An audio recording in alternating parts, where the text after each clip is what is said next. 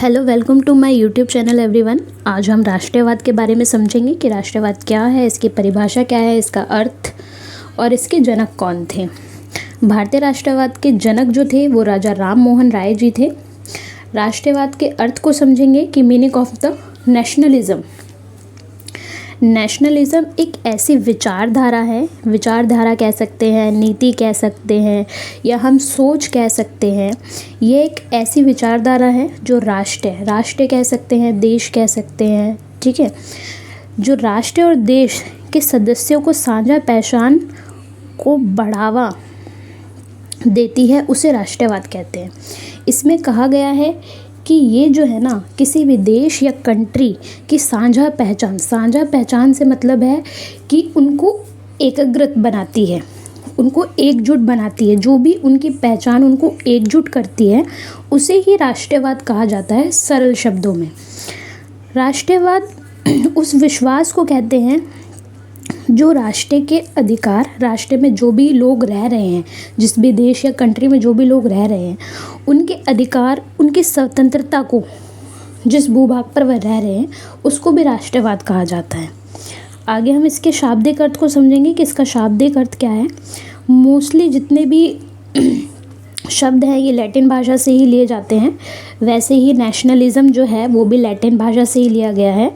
इसका शाब्दिक अर्थ जो है, ये नेशन शब्द से जो लिया गया है, इसका शाब्दिक अर्थ होता है पैदा होना या जन्म लेना, ऐसा हम कुछ कह सकते हैं।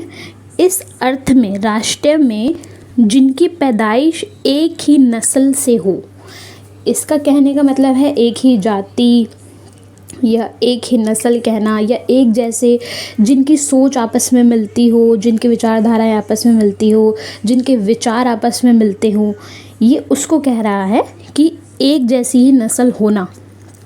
अगर हम इसकी परिभाषा की बात करें तो इसकी परिभाषा ये है, सिंपल।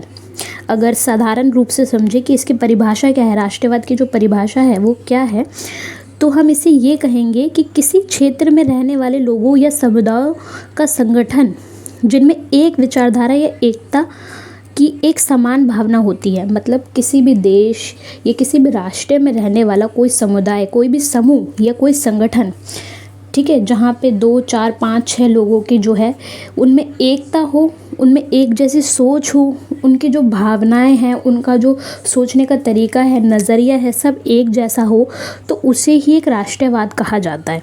एकता, जुट, जो भी राष्ट्र के अंदर कोई एक समूह रह रहा है जिसकी सोच, नज़रिया सब कुछ एक जैसा है, इसे ही एक तरीके से राष्ट्रवाद कहा जाएगा, ठीक है।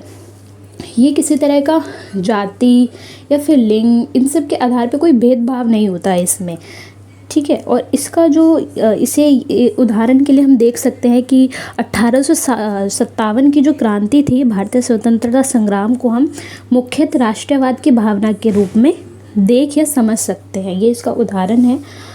आई होप कि आपको इस शब्द का मतलब या इस शब्द का अर्थ समझ में आ गया होगा। एक तो लाइक और शेयर ठोक दीजिए, महाकाल का लाइक और शेयर ठोक दीजिए।